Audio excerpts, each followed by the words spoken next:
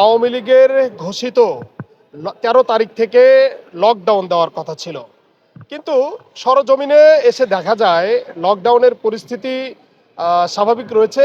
এমনকি আন্তঃ জেলার যে গাড়িগুলো রয়েছে সে গাড়িগুলোও কিন্তু সচল রয়েছে।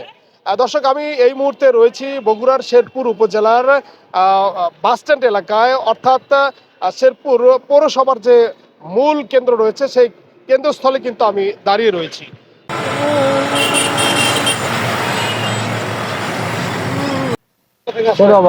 আচ্ছা, কি পরিস্থিতি? আসলেন যে যান চলাচল ভালো, গাড়ি ঘোড়া চলতেছে তো, গাড়ি ঘোড়া চলতেছে, কোনো সমস্যা নেই।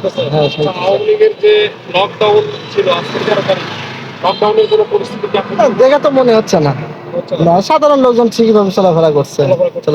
আপনি গাড়ি কখন থেকে চালাচ্ছেন? আমি চালাচ্ছি আপনার 8টার থেকে, সকাল 8টার থেকে।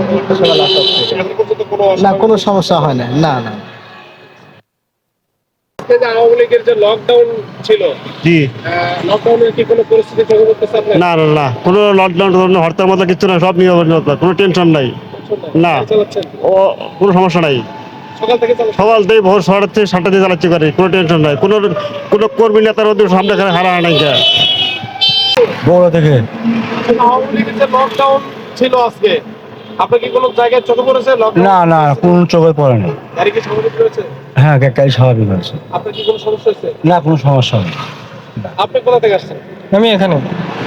কি কোনো সমস্যা মনে হচ্ছে? না হ্যাঁ? না লকডাউন চলতেছে? না গাড়ি কোনো স্বাভাবিক? না, গাড়ি ঘোড়া স্বাভাবিক।